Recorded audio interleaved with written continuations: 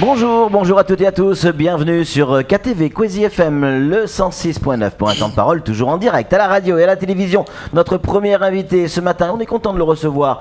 En règle générale, on est toujours content de recevoir nos invités sur ce plateau, mais lui en particulier, c'est Ali Debré Combo, conseiller départemental pour Kaweni. Ali Debré, bonjour.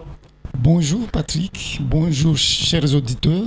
Et j'en profite de cette occasion pour encore une fois souhaiter une très bonne et heureuse année aux habitants de Kaweni, du canton de Mamoudzou 3 et toute la commune, en particulier aussi, bien évidemment, à toute la population de Mayotte. Alors vous avez le droit parce que jusqu'à fin janvier, selon la tradition, on y a le droit. À partir de février, stop, on arrête avec tout ça. C'est pour cela que j'en profite. Allez, on redevient sérieux, même si évidemment les vœux c'est important. Vous représentez Kaweni et il faut le reconnaître quand c'est le cas aussi. Il semblerait depuis ces dernières semaines qu'en termes de délinquance, ce soit un peu calmé du côté de Kaweni. L'actualité, on le voit, elle est ailleurs, notamment à Tsingoni. On l'a vu aussi dans d'autres quartiers de Mamoudzou. Kaweni, depuis qu'il y a ces associations qui font, faut le reconnaître aussi, un sacré boulot, on a l'impression que ça se calme. Alors, c'est vrai que quand on parle de délinquance, ouais. On avait souvent comme habitude d'associer à tous ces actes à Kaweni. Il est vrai que depuis peu de temps, on est en train de constater nous-mêmes une baisse des actes. Alors, il faut être vigilant. Ouais. Mais ça reste encore fragile, voilà, évidemment. Tout à fait. À travers cela, je pense qu'il faut féliciter, comme vous l'avez si bien dit, le mouvement associatif, le dynamisme qui est en train de s'installer à Kaweni, que moi j'encourage. Ouais. Mais le précurseur aussi, je pense qu'il faut aller le chercher au niveau des établissements scolaires. Je sais qu'il y a un gros travail qui est fait par les établissements scolaires, à savoir K1, K2 et le lycée professionnel, qui ouvrent quand même leurs portes aux parents, qui ouvrent leurs portes aux jeunes de Kaweni, pour justement faire en sorte de faire comprendre à la population qu'il n'y a pas une coupure, que tout est lié. Kaweni et ses établissements scolaires, c'est une même chose. C'est ça qui donne ce résultat, le dialogue entre les parents et le monde de la scolarité. Ça veut dire quoi ? Ça veut dire que les parents sont en train de reprendre le dessus ? En tout cas, moi, ce que je peux constater, à chaque fois qu'on prend le temps de dialoguer, de communiquer et de s'expliquer, il ressort toujours des solutions. Ouais. Mais quand il y a des frontières, parce que, faut le dire, aujourd'hui, qu'est-ce qui se passe ? C'est qu'il y a une rupture entre les aînés et la génération qui est en train d'arriver. Il y a une incompréhension parce qu'on ne vit plus sur la même époque. Les choses ont changé, ont évolué. On a accès, les jeunes surtout ont accès à beaucoup de choses au niveau informatique, aspirent à beaucoup de choses. Ce qui n'était pas le cas. Je peux même dire, nous, à notre époque, on sait quand on sortait de l'école primaire, tout de suite on rejoignait nos parents au champ. Ce n'est plus le cas aujourd'hui.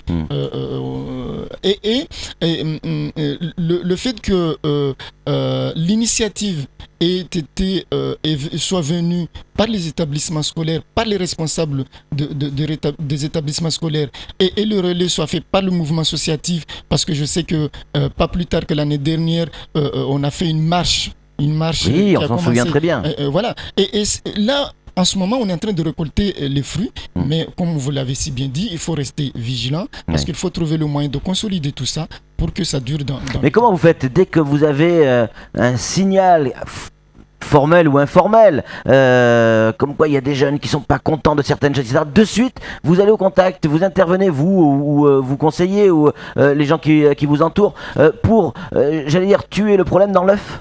Alors, faut pas attendre que ça pète pour régler le problème. Il n'est pas question aujourd'hui, monsieur Patrick, de venir ici et de s'accaparer le travail qui est fait par les associations. Encore une fois, moi je tiens à encourager, à féliciter les responsables du mouvement associatif.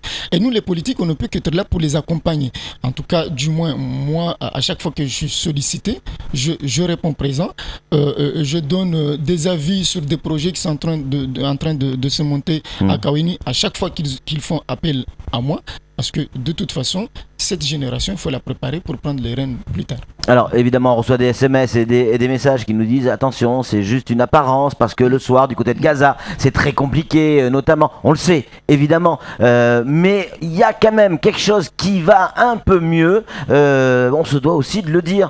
Et c'est ça qui est fou, c'est que quand effectivement on dit effectivement ce qui se passe sur les faits divers, on dit ouais, vous parlez toujours mal de Kawini, et quand on dit que ça va un peu mieux, on dit ouais mais non, ça va pas bien, c'est très compliqué, hein. Je peux comprendre la frustration des uns et des autres, mais comme vous venez de le dire, quand quelque chose ne va pas à Kawini, on s'empresse pour le dire. Et aujourd'hui, en tout cas, moi je suis fier du travail qui est fait par le mouvement associatif et les établissements scolaires. Alors, hier sur ce plateau, on avait les candidats aux Républicains, à la présidence des Républicains, et tous étaient unanimes là-dessus, que ce soit Fadoul, que ce soit Ariti, que ce soit Mansour, tous étaient d'accord pour faire le lien entre immigration clandestine et délinquance. Vous qui vivez à Kawini, est-ce que c'est le cas ou pas, sincèrement? Alors, je pense que le problème de la délinquance est général. Fallait-il catégoriser ou pointer du doigt une certaine catégorie de la population? Je ne pense pas que ce soit comme ça qu'on puisse travailler ou trouver en tout cas la solution. Parce que quand j'entends des faits qui se passent dans le fin fond de Mayotte, est-ce qu'il s'agit d'une population clandestine? Non, je ne pense pas. Et ces enfants-là qui sont en train de poser des actes, quand on regarde, la plupart sont nés de parents mahorais, faut le dire.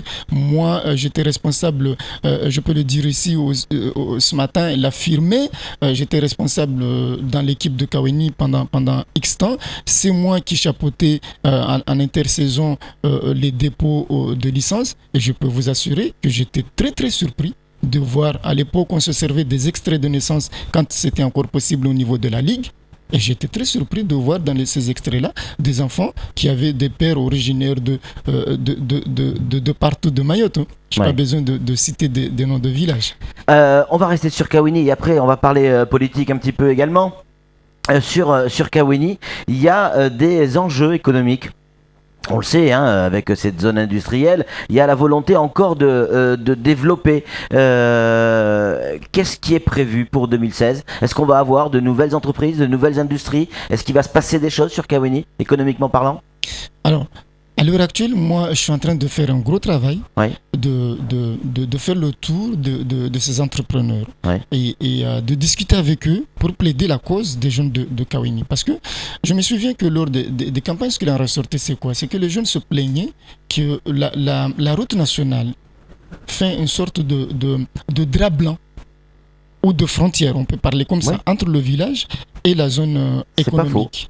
Et aujourd'hui, tout mon travail est de faire en sorte qu'il y ait un lien, qu'il y ait un pont entre ces deux mondes. En termes d'emploi, ce pont, vous le voyez comment? Enfin, je veux dire, ce lien, c'est quoi? C'est par rapport à l'emploi? Par rapport à l'emploi, mais par rapport à beaucoup de choses. C'est des entreprises qui peuvent accompagner justement le monde associatif de par leur projet.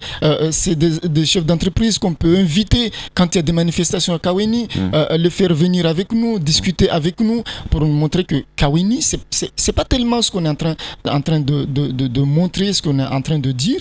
Et il me semble qu'en 2016, je suis en train de travailler avec le CRIJ, parce que je suis représentant là-bas, de faire en sorte qu'on organise une sorte de forum qui pourrait faire venir un nombre important de chefs d'entreprise et cette journée-là sera l'occasion pour les jeunes de Kawini, en tout cas, de venir côtoyer ce monde-là, de venir avec leur CV, discuter et pourquoi pas aussi avoir des idées de création. Bien sûr. Pourquoi pas. Il nous reste quelques minutes, Ali de Brécombo. On va parler politique et judiciaire. Vous l'avez entendu dans la presse, forcément. Peut-être même que vous étiez au courant avant l'affaire Benissa. Il a été placé en garde à vue. Ça remonte à quelques mois, on est d'accord, mis en examen, mais l'affaire a explosé il y a quelques jours dans la presse. Votre sentiment là-dessus? C'est un collègue à vous?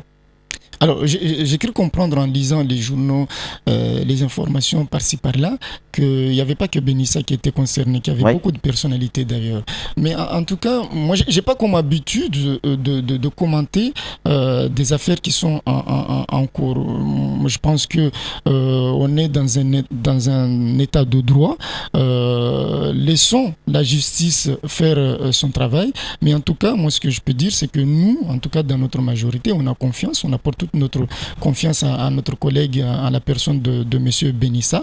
Après, bon, l'instruction nous dira. Mais est-ce que quand on est dans une majorité, ça perturbe pas un peu le fonctionnement? On se dit, encore une histoire, c'est pas bon. Vous savez, forcément, en termes d'image, c'est pas terrible. Quand on prend la décision de rentrer dans la politique, on nous apprend, on nous dit tous les jours que ça fait partie des aléas. Ouais. Dernière question. Si vous aviez un vœu pour 2016 pour Kawini, ce serait lequel? Un seul. Un vœu pour Kawini, que ce dynamisme perdure et dure dans longtemps. Allez, on croise les doigts et on espère qu'il se réalisera pour 2016. Merci beaucoup Ali Debré Combo d'être venu sur ce plateau. C'est tout pour ce temps de parole. Tout de suite, la suite de nos programmes.